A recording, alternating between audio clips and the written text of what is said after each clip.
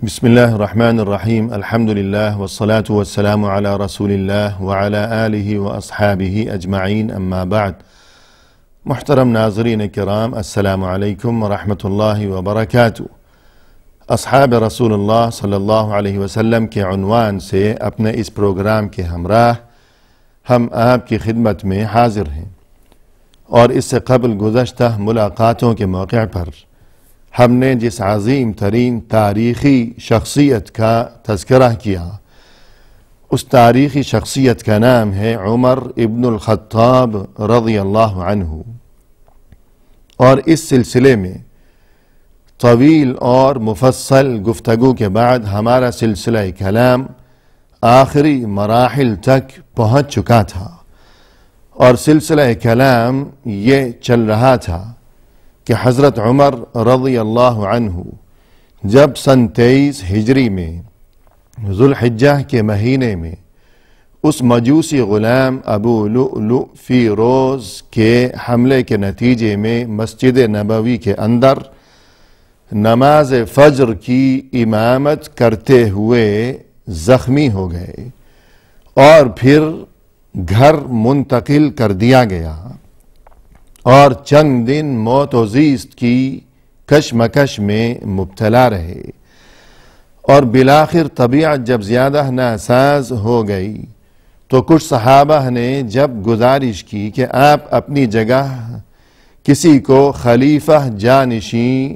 کر دیجئے، اپنا کوئی جانشین مقرر فرما دیجئے، تو جواب یہ دیا حضرت عمر نے کہ 6 حضرات جن سے رسول اللہ صلی اللہ علیہ وسلم زندگی بھر ہمیشہ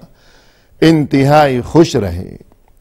یہ 6 حضرات ہیں عثمان، علی، طلحہ، زبیر بن العوام، عبد الرحمن بن عوف، سعد بن ابی وقاص رضی اللہ عنہم اجمعین۔ فرمایا کہ یہ 6 حضرات یہ آپس میں مشورہ کر لیں، اور مشورے کے بعد آپس میں سے ہی کسی کو میری جگہ خلیفہ منتخب کر لیں، اور یہ کہ 3 دن کے اندر اندر یہ کام ضرور ہو جانا چاہیے، اس سے زیادہ یہ معاملہ طول نہ پکڑنے پائے، کہ ایسا نہ ہو کہ سازشی قسم کے لوگ اس موقع سے فائدہ اٹھاتے ہوئے کوئی سازش تیار کرنے کی کوشش نہ کریں۔ اور پھر اس کے بعد ایک روز حضرت عمر رضی اللہ عنہ نے اپنے بیٹے عبداللہ کو ام المؤمنین حضرت عائشہ رضی اللہ عنہا کی خدمت میں بھیجا،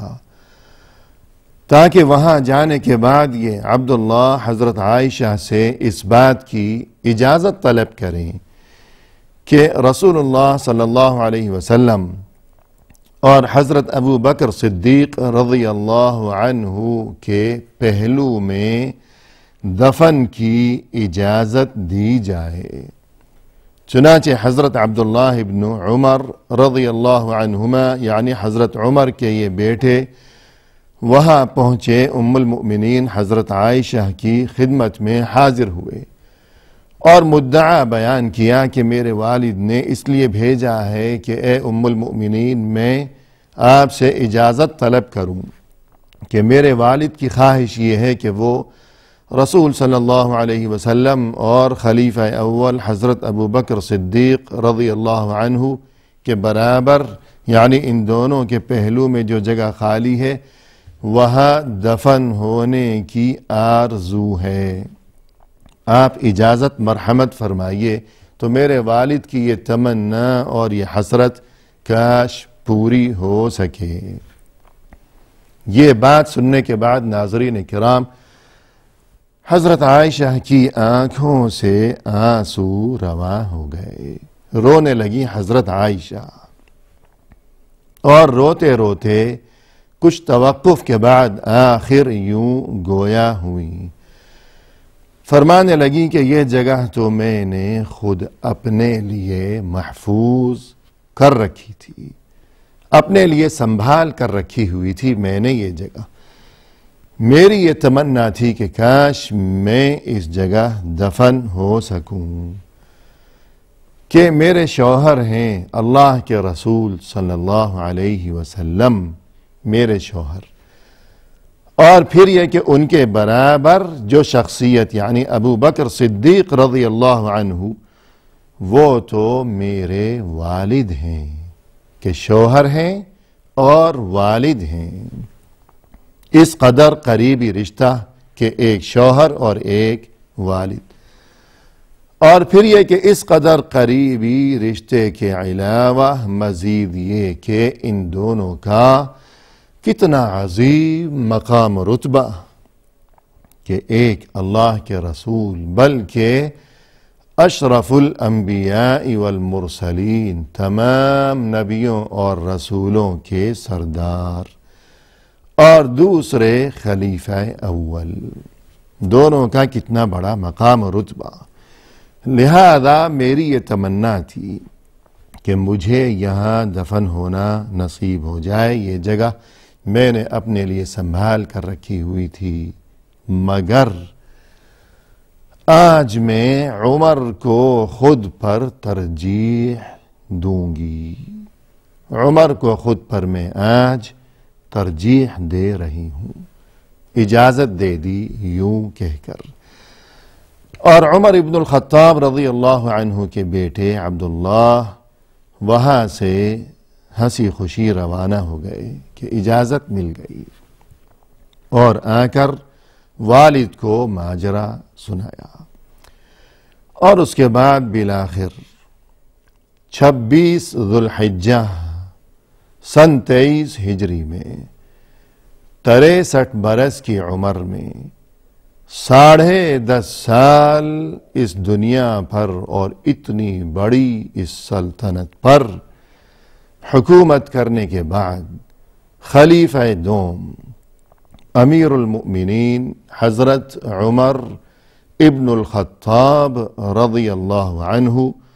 ان زخموں کی تاب نہ لاتے ہوئے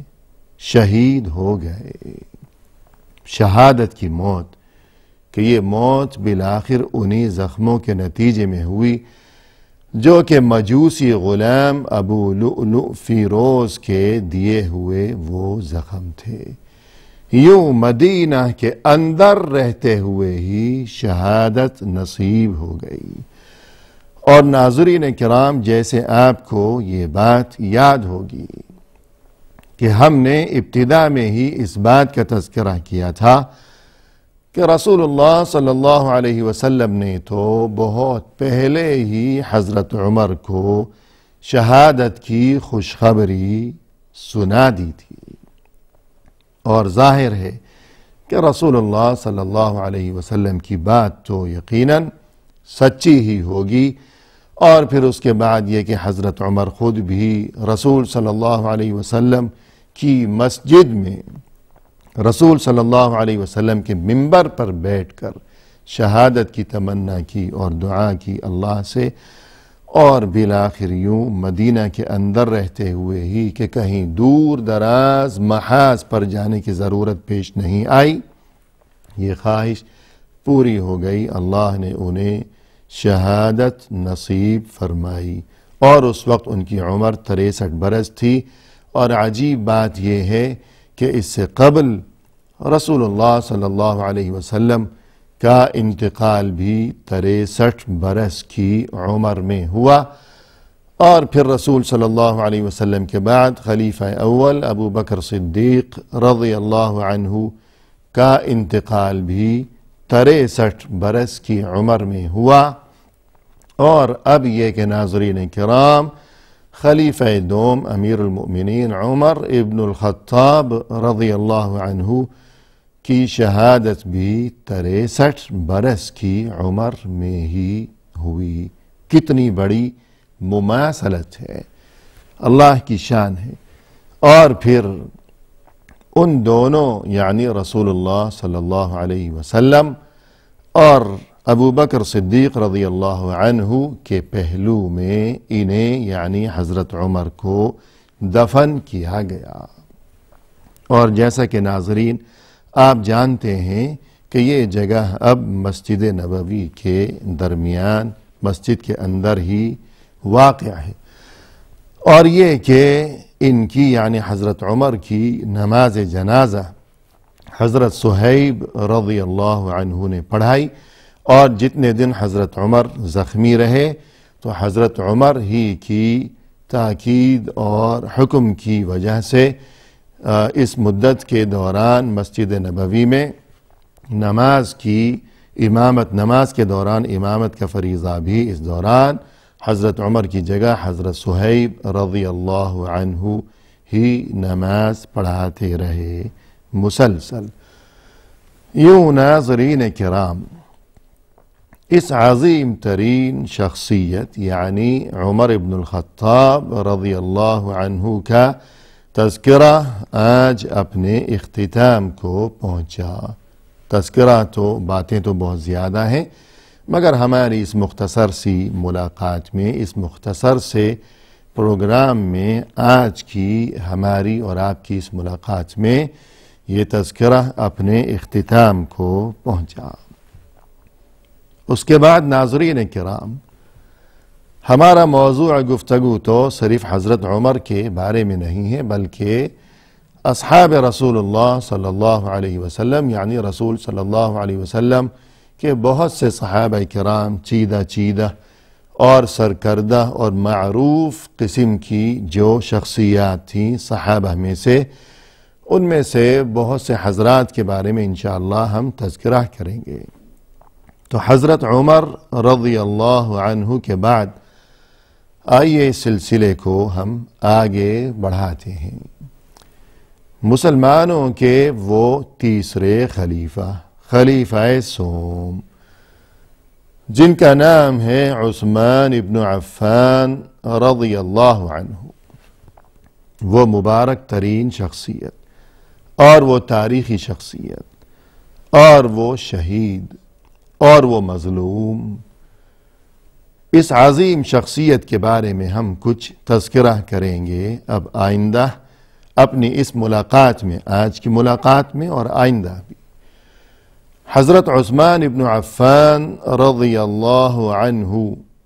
کی ولادت مکہ شہر میں، رسول اللہ صلی اللہ علیہ وسلم کی ولادت بسعادت کے 6 سال بعد ہوئی، اور یہ کہ ان کا تعلق قبیلہ قریش کی مشہور شاخ بنو امیہ سے تھا، اور یہ کہ ان کا یعنی عثمان ابن عفان رضی اللہ عنہ کا سلسلہ نسب 5ویں پشت میں عبد مناف پر پہنچ کر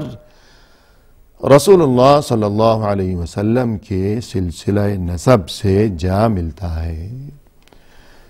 اور یہ کہ ناظرین کرام، جیسا کہ ہم جانتے ہیں، آپ جانتے ہیں کہ یہ جو انسان کا سلسلہ نسب ہے، نسب کا یہ سلسلہ تو باپ کی طرف سے چلتا ہے، نہ کہ ماں کی طرف سے، اور باپ کی طرف سے یہ جو حضرت عثمان کا سلسلہ نسب ہے، ہم نے بتایا کہ 5ویں پشت پر جس کا نام، وہ شخصیت جس کا نام ہے عبد مناف، وہاں پہنچ کر حضرت عثمان کا یہ سلسلہ نسب جا ملتا ہے رسول صلی اللہ علیہ وسلم کے نسب سے، باپ کی طرف سے یہ کیفیت تھی۔ لیکن جب ہم ان کی والدہ کی طرف سے دیکھتے ہیں تو ہمیں بڑی عجیب صورتحال نظر آتی ہے، اور وہ یہ کہ حضرت عثمان کی والدہ تھیں اروا، اور یہ اروا بیٹی تھیں ام حکیم کی، یعنی اروا کی ماں تھی ام حکیم، اور یہ جو ام حکیم تھی ناظرین کرام، یہ بیٹی تھی عبد المطلب کی بیٹی۔ تو اس کا کیا مقصد ہوا؟ اس کا مقصد یہ ہوا کہ یہ ام حکیم رسول اللہ صلی اللہ علیہ وسلم کے والد جناب عبداللہ کی بہن تھی، اور اس کا مقصد یہ ہوا کہ یہ ام حکیم رسول اللہ صلی اللہ علیہ وسلم کی پھوپھی تھیں۔ اور پھر ناظرین کرام، عبد المطلب کی بہت سی بیٹیاں تھیں، رسول اللہ صلی اللہ علیہ وسلم کی بہت سی پھوپھیاں تھیں، کوئی ایک پھوپھی تو نہیں تھی، مگر ام حکیم کی خاص بات یہ تھی کہ رسول اللہ صلی اللہ علیہ وسلم کے والد جناب عبداللہ اور یہ ام حکیم یہ دونوں جڑواں بھائی بہن تھے۔ جڑواں بھائی بہن یعنی ٹوئنس جس کو کہتے ہیں، کہ عبداللہ جو کہ رسول صلی اللہ علیہ وسلم کے والد ہیں اور یہ ام حکیم یہ دونوں جڑواں، دونوں کی پیدائش ایک ساتھ ہوئی، اور یہ عبداللہ کی جڑواں بہن ام حکیم یہ عثمان بن عفان کی نانی ہیں، اور رسول صلی اللہ علیہ وسلم کے والد کی جڑواں بہن ہیں۔ تو ماں کی طرف سے عثمان بن عفان رضی اللہ عنہ کا رسول اللہ صلی اللہ علیہ وسلم کے ساتھ یہ اس قدر قریبی رشتہ تھا۔